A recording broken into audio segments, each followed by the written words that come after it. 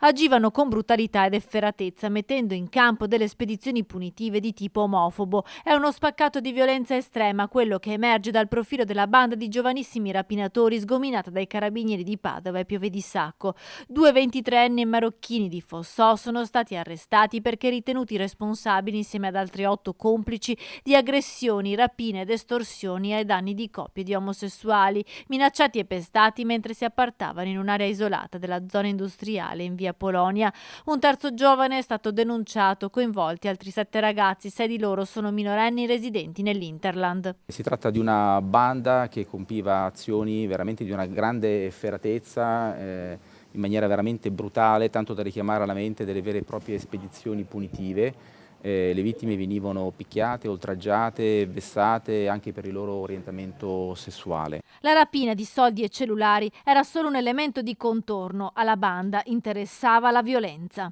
Il modus operandi purtroppo consolidato e pericoloso era quello di avvicinare la vittima di turno sulla pubblica via della zona industriale, quindi con una scusa, un approccio, con qualsiasi un espediente, per poi cercare di attirarla all'interno di una parte di una vegetazione circostante, approfittando appunto della vegetazione e dell'oscurità notturna, uscivano poi gli altri complici che si accanivano nei confronti della vittima, talvolta utilizzando bastoni, mazze da baseball, coltelli. Una vittima è stata attinta anche da una scarica di taser. L'indagine è partita dopo la denuncia fatta lo scorso 11 giugno da parte di un anziano aggredito con calci e pugni, colpito con una mazza da baseball e derubato di soldi e cellulare. La banda aveva scritto insulti omofobi nella carrozzeria della sua auto. Un'escalation di violenza con 10 aggressioni commesse tra giugno e luglio. In un caso i ragazzi avevano fotografato la carta d'identità della vittima. Solo l'adescatore agiva a volto scoperto, gli altri rapinatori sempre coperti da maschere, un particolare che i carabinieri hanno reso noto per invitare anche altre vittime a farsi avanti. Noi in 2 mesi abbiamo documentato circa 10 rapine,